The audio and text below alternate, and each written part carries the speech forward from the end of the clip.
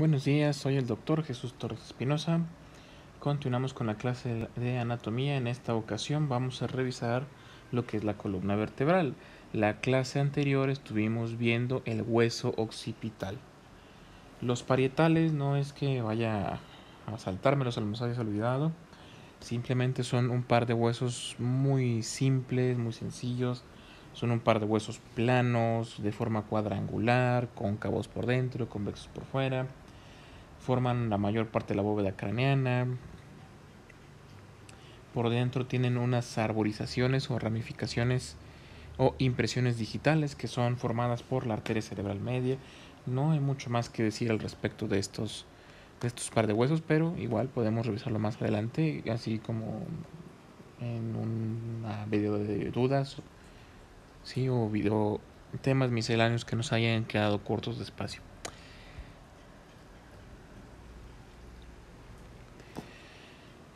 Entonces vamos a continuar con la columna vertebral. Decidí retomarla a partir de aquí porque, como les mencioné en el video anterior de el occipital, pues resulta que el occipital, algunos autores lo consideran por su estructura, forma y componentes como si fuera una especie de vértebra, porque la columna vertebral está compuesta por vértebras, una especie de vértebra modificada. Si una vértebra alterada para alojar al cerebro y formar parte del piso del cráneo. Aquí hay que mencionar primeramente que la columna vertebral va a estar compuesta por varios huesos en total. ¿Sí? Si vamos haciendo la sumatoria, serían 12 vértebras torácicas, 7 cervicales que nos dan un total de 19, 5 lumbares que nos darían un total de 24, otras 5 sacras que nos dan un total ahora de 29 y por último 4 más del coxis que nos darían un total de 33. Pueden ser 33 o 34 huesos que componen la columna vertebral, 33 o 34. ¿Sí? Estos huesos son independientes uno de otro, tienen como característica todos en general, o al menos en su gran mayoría, que poseen un orificio central llamado orificio vertebral. Este orificio vertebral sirve de alojamiento a lo que es la médula espinal. La médula espinal es el conjunto de raíces nerviosas que van a originar a los nervios espinales. Forma junto con el cráneo parte del esqueleto axial y a su vez parte del tórax. Va a darle sostén a todo el esqueleto apendicular, aparte de permitir el alojamiento de la médula espinal, ¿sí? Y junto con el cráneo pues forman el estuche, el sarcófago, protección del sistema nervioso central, que es el sistema encargado de mantener el control sobre todo el organismo. Sí, aquí pues podemos ver varias vistas de esta columna vertebral, siendo en la imagen número 1, la de la más izquierda de su pantalla, una vista anterior, en la cual podemos observar otra característica común de las vértebras, que es el cuerpo vertebral, una porción semicilíndrica o cilíndrica en algunos casos, que forma la mayor parte, la parte más voluminosa de hueso de la columna vertebral. Luego en la segunda imagen lo que tenemos es una vista lateral, donde podemos ver que cada grupo de vértebras tiene una curvatura diferente, siendo primero el grupo cervical convexo hacia adelante, mientras que el grupo torácico es cóncavo hacia atrás, y luego el lumbar convexo hacia adelante, sacro y coxigio cóncavo hacia atrás. ¿Sí? Entonces va a tomar una curvatura alternante, pero si la vemos en la vista anterior de la imagen número 1, pues la columna se ve completamente recta, no tiene ninguna curvatura hacia los lados. Y en la siguiente imagen lo que observamos es una columna vertebral vista desde atrás, donde podemos observar primero en el centro otra característica, que son las espinas vertebrales. Estas espinas o apófisis espinosas vertebrales pues sirven de inserción a varios músculos de la región dorsal del tronco. Sí, a los lados pues corren los canales vertebrales, que también pues tienen estas apófisis que vemos en la espalda. Tenemos las transversales y las espinosas. Todas van a servir para insertar ahí diferentes músculos, todos los músculos de la región dorsal del tronco, que pues son músculos muy potentes que permiten la movilización varios movimientos del organismo. Luego, en la cuarta imagen, más hacia la derecha ya, lo que alcanzamos a observar es ya una vista lateral, pero con un corte sagital, ¿sí? Para poder observar, es un corte sagital de todo el esqueleto pendicular. Vemos media pelvis, media columna, medio tórax, medio cráneo, para observar su relación con el resto del esqueleto. Y por último, lo que vemos aquí es una resonancia magnética de columna vertebral. Esto es en un paciente real, ¿sí? Donde podemos distinguir tres porciones. La primera, los cuerpos vertebrales. La segunda, lo que sería la médula como tal dentro del conducto medular. Y la tercera, formada por las diferentes apófisis y los diferentes grupos musculares que hay sobre estas. Entonces, la columna vertebral también se le puede llamar raquis o espina dorsal. Es una estructura formada por varios huesos, ya dijimos que son 33 o 34 huesos, todos independientes, pero unidos entre sí por diferentes articulaciones, a la vez de que van a encontrar cierta amortiguación entre ellos de cartílagos y van a estar unidas por ligamentos. Es bastante resistente, es muy móvil y flexible, al menos en las edades más jóvenes de los seres humanos. ¿Sí? Va a ser un órgano que va a estar situado en la parte media y posterior del tronco y va desde la cabeza hasta la pelvis, pasando por la espalda, el cuello, la espalda y el cuello y la región lumbar, ¿sí? O la espalda baja. Como dije con anterioridad, pues se va a componer entre 33 y 34 vértebras, todo dependiendo de las vértebras del coxis, sean 4 o 5. Va a medir 70 centímetros de alto, ¿sí? Más 12 centímetros de longitud o de alto del hueso sacro. Hacemos esta diferencia porque los primeros tres grupos cervicales, torácicos o dorsales y lumbares son flexibles y están completamente independientes todas las vértebras entre sí. Mientras que el sacro ya no, el sacro está fusionado, son las mismas vértebras, pero unidas todas entre sí formando un solo hueso. En realidad dos, el sacro y el coxis. ¿Sí? En un 75% de su composición va a ser hueso y el otro 25% va a ser fibroso por los ligamentos y los cojinetes articulares que se encuentran entre una vértebra y otra. ¿Sí? Ahora los grupos van a ir como sigue: entre 7 cervicales, 12 dorsales, 5 lumbares, 5 sacras y 3 o 4 vértebras coxígeas, dándonos el total de 33 o 34. Todas tienen características especiales, cada uno de los grupos tienen características diferentes. Las que más sobresalen son las que ya mencioné con anterioridad, que son el axis y el atlas, que se encuentran en el grupo cervical y son la primera y la segunda vértebra, ¿sí? Y la región sacra pues son 5 huesos, pero en un paciente pediátrico pues se podrían ver separados, pero conforme avanza la edad se van calcificando y se van fusionando unos con otros hasta formar un solo hueso, que es el sacro. Más abajo los vestigios de cuerpos vertebrales que pues algunos autores consideran son los vestigios de la cola de los primates, sería el coxis, una pequeña porción de huesos igualmente fusionados. Ahora bien, entre las uniones que tenemos vamos a encontrar ahí unos discos o discos vertebrales. Estos discos vertebrales tienen la función de ser amortiguadores. ¿Sí? ¿Por qué? Porque pues la columna vertebral, ahí se van a insertar muchos músculos, muchos ligamentos y forma parte del eje de todo el tronco. Entonces va a soportar grandes fuerzas de presión. ¿Sí? Entonces estos discos se van a encontrar entre cada una de las vértebras y le permiten la flexibilidad y a la vez permiten el amortiguamiento de las fuerzas. Todas las vértebras tienen este disco entre sí. Entonces el cuerpo vertebral se puede considerar como un disco bicóncavo. Si nosotros viéramos un disco vertebral de lado, no se ve precisamente como un cilindro, sino se vería con una concavidad superior y una concavidad inferior. Pues tendría más o menos una vista así. Y la vértebra de arriba tendría la misma estructura. Y así sucesivamente. Y entre estas concavidades encontramos los discos intervertebrales, que sirven para amortiguar las fuerzas en la columna vertebral. Ahora, las vértebras en general pues sí varían de un grupo a otro, pero tienen características propias y a la vez características que comparten entre sí.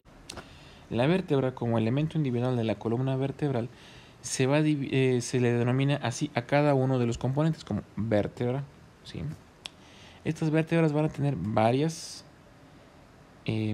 salientes, protuberancias o elementos comunes unas a otras. El más común es el que ya dijimos, el cuerpo vertebral. La mayoría de las vértebras tienen ese cuerpo vertebral.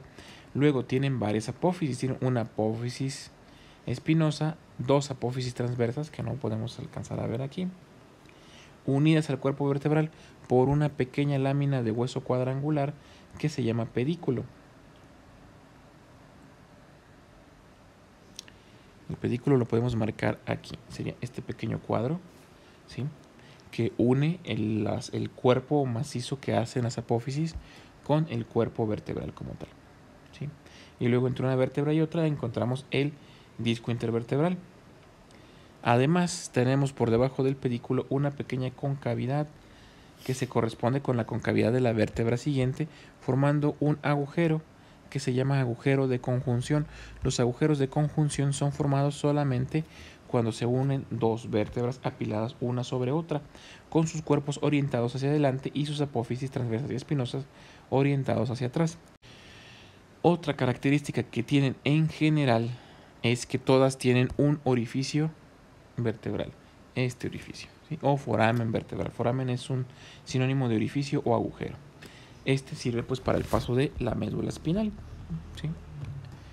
Ahora, vistas estas características comunes, que dijimos que tienen un cuerpo, dos apófisis transversas, un pedículo, una apófisis espinosa, algunos tienen unas laminillas articulares para la vértebra superior y un agujero de conjunción. Vamos a ver cada uno de los diferentes vértebras según sus grupos. Bueno, antes de continuar, vamos a revisar otra vez, en resumen, todas las funciones de la columna vertebral. 1 va a servir para proteger a la médula espinal y los nervios espinales. Son los nervios que salen por los agujeros de conjunción, ¿sí? Otra, cabe mencionar una cosa. ¿Recuerdan cuando vimos en el cráneo? Mencionaba que el encéfalo o cerebro iba a estar recubierto por 3 membranas, que son las meninges. Estas meninges se llaman dura madre, pia madre y aracnoides, y no solamente envuelven al encéfalo, sino también envuelven a la médula espinal en toda su longitud. Ahora, aparte, este espacio donde corre la médula espinal va a encontrarse también llena de líquido cefalorraquídeo, ¿sí? Ese líquido cefalorraquídeo se sirve a las veces también de amortiguador para evitar los traumatismos contra el mismo conducto vertebral. Ahora, también la columna vertebral va a servirnos para mantener la posición recta, o sea, la posición recta cuando nos encontramos en bipedestación o sedestación. Va a permitirnos un gran arco de movimientos por la flexibilidad que tiene al tener tantas piezas móviles separadas por sí mismas. Sostiene a la caja torácica, que es una jaula de hueso encargada de proteger y aislar a los órganos importantes como son el corazón y los pulmones. Le brinda apoyo físico a la cabeza, que a su vez sirve también, esta cabeza tiene el cráneo, que sirve para proteger algunos de los órganos sensoriales y al mismo cerebro, ¿sí? Así como también le da apoyo físico al tronco y sirve para montar en él las raíces de los miembros superiores y miembros inferiores.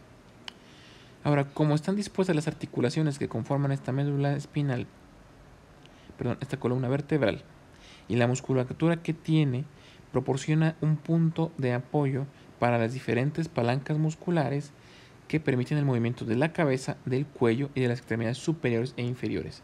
Hay muchos movimientos que por el hecho de estar realizándolos van a involucrarnos a la columna vertebral en ellos. Y por último va a constituir un mecanismo de amortiguación, ¿sí? Nos sirve para amortiguar todo el peso del cuerpo, ¿sí?, por los discos que contiene entre ellas. Además de que pues, sirve también para distribuir las fuerzas de un impacto, de un golpe o de algún tipo de agresión. Ahora, las curvaturas que tiene esta columna no son al azar. Si la columna fuera recta, como se ve en la imagen posterior, no distribuiría bien las fuerzas que llevaran esa dirección. Se aplastarían los cuerpos vertebrales uno contra otro. En cambio, las curvaturas lo que hacen es permitirnos una especie de mecanismo de resorte que le permite flexibilidad y mantener su forma, pero a la vez distribuye las fuerzas verticales, lo cual la hace muy resistente a este tipo de fuerzas o presiones. Ahora, las curvaturas se les puede llamar de nombres en particular, tienen su nombre particular.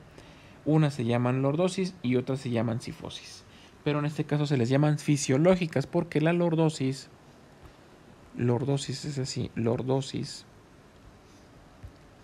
y la sifosis en algunos casos son patológicas, dependiendo de dónde las veamos presentes. ¿Sí?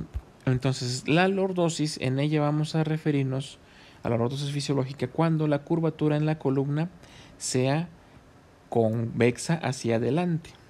¿Sí? Por ejemplo, tenemos una lordosis cervical. ¿Sí? A este nivel, todas las vértebras cervicales conforman una lordosis, mientras que las vértebras torácicas nos conforman una sifosis, donde la curvatura, la concavidad está por delante y la convexidad está por detrás. Luego las lumbares nos conforman una lordosis de nuevo. Y por último, el sacro y el coxis nos van a conformar lo que sería ahora una sifosis, ¿sí? Pero estas son fisiológicas porque todas las columnas pues tienen estas curvaturas, salvo en algunos casos que haya alguna malformación, entonces cambia. Ahora, hay un tercer término que ocupamos para referirnos a una curvatura lateral. En la columna normal, esas curvaturas a los lados no existen, o al menos no deberían de existir. ¿Sí? En este caso, las curvaturas a los lados se van a llamar escoliosis. La columna vertebral no posee ninguna escoliosis fisiológica. Todas las escoliosis que podremos observar o que podamos observar en algún paciente son patológicas, están alterando la anatomía de la columna y nos pueden provocar problemas a largo plazo. Ahora bien, en los últimos espacios que corresponden al conducto vertebral, ya no hay médula espinal, ahí se encuentra un conjunto de nervios hacia el final, ya casi en las últimas lumbares, casi hasta el nivel del sacro. Se encuentra una estructura nerviosa que ya no es un macizo de médula, sino un conjunto de pequeñas fibras nerviosas como de hilos o cabellos. De ahí el nombre que se le da a esa porción se le llama cauda equina.